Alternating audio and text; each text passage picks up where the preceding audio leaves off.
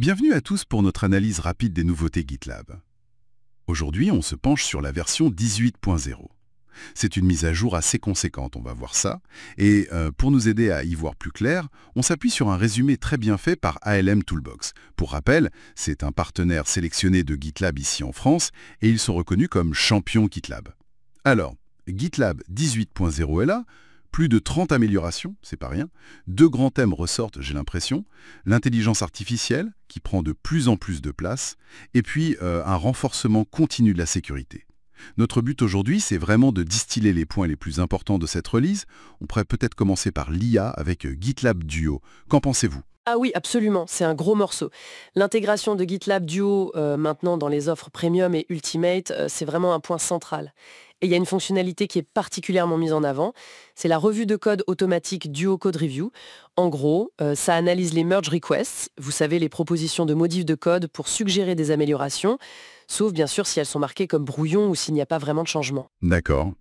Et concrètement, ça veut dire qu'on passe moins de temps sur les revues manuelles, ces trucs un peu fastidieux, ou est-ce que ça change plutôt la façon de faire la revue ? C'est un peu des deux, je dirais. L'objectif premier, c'est d'automatiser une partie du contrôle qualité, pour assurer une certaine constance, vous voyez, surtout quand on travaille en grande équipe. Et oui, ça peut libérer du temps pour se concentrer sur des points peut-être plus complexes, plus métiers. Ce qui est intéressant avec la 18.0, c'est vraiment l'amélioration du contexte qu'on donne à l'IA.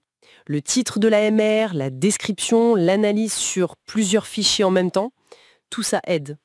Parce qu'une IA qui comprend mieux le contexte, elle fait des suggestions plus pertinentes. Et ça réduit le bruit, les fameux faux positifs, ces suggestions qui servent à rien, quoi. C'est clair qu'on va vers une IA qui assiste le développeur de façon plus fine. Intéressant cette évolution vers plus de finesse. Et justement, en parlant de finesse, la sécurité aussi gagne en précision, non ? J'ai vu passer quelque chose sur les permissions granulaires pour les jetons de job. C'est encore en bêta, mais quand même. Exactement. C'est un point très important pour la sécurité des pipelines CI/CD, les chaînes d'intégration et de déploiement continu. Cette fonctionnalité, même en bêta pour l'instant, elle permet de limiter très précisément ce qu'un jeton d'accès temporaire peut faire. Vous savez, le jeton utilisé par une tâche dans le pipeline. On applique ce qu'on appelle le principe de moindre privilège. En gros, un processus a accès uniquement à ce dont il a besoin pour fonctionner et rien de plus. Et pourquoi c'est si crucial spécifiquement dans un pipeline CI/CD ? Ouais, parce que ces pipelines, ils manipulent souvent des informations sensibles, des clés d'API, des accès à des bases de données, parfois même à la production. Si un jeton qui a trop de droits est compromis, l'impact peut être énorme. Donc en limitant sa portée, dès le départ, on réduit drastiquement la surface d'attaque potentielle.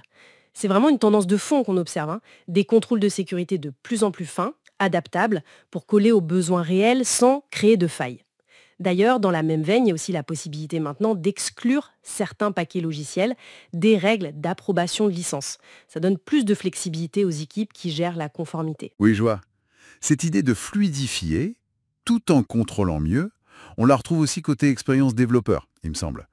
J'ai noté par exemple la possibilité de créer un workspace, un espace de travail, directement depuis une merge request.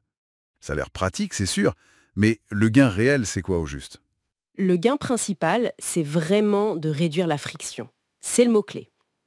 Pour revoir le code d'une MR ou même le tester rapidement, on n'a plus besoin de cloner tout le projet en local, installer les dépendances, configurer l'environnement, tout ça, quoi. Là, en un clic, on lance un environnement de développement distant, déjà prêt, préconfiguré. Forcément, ça peut accélérer les boucles de feedback. On passe plus vite de la lecture du code à son exécution, voire à sa modification, si on trouve un truc à corriger. Ah oui, ça peut changer pas mal de choses pour les revues de code un peu complexes, effectivement. Il y aura aussi la visibilité sur les autres MR en cours, celles qui touchent les mêmes fichiers que celles qu'on regarde. L'idée, c'est d'aider les développeurs à voir venir les conflits potentiels et à les gérer plus tôt, avant même de fusionner. D'accord. Et pour ceux qui administrent la plateforme GitLab elle-même, les admin systèmes, il y a des nouveautés pour eux aussi ? Oui, un point assez intéressant, c'est la généralisation de la suppression différée des projets. Avant, c'était réservé aux comptes payants. Maintenant, c'est dispo pour tout le monde, même avec le compte gratuit. C'est une sorte de filet de sécurité, quoi. Si on supprime un projet par erreur, oups, il reste récupérable pendant un certain temps.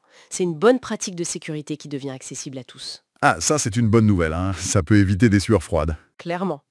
Et petit point d'attention pour les admins qui gèrent leurs propres instances GitLab auto-hébergées. La mise à jour vers le chart GitLab 9.0, elle apporte ce qu'on appelle des breaking changes, des changements qui peuvent casser la compatibilité. Le plus notable, c'est qu'il faut obligatoirement passer à PostgreSQL version 16. C'est un prérequis technique important à avoir en tête avant de planifier la mise à niveau. Bon à savoir pour la planification, en effet.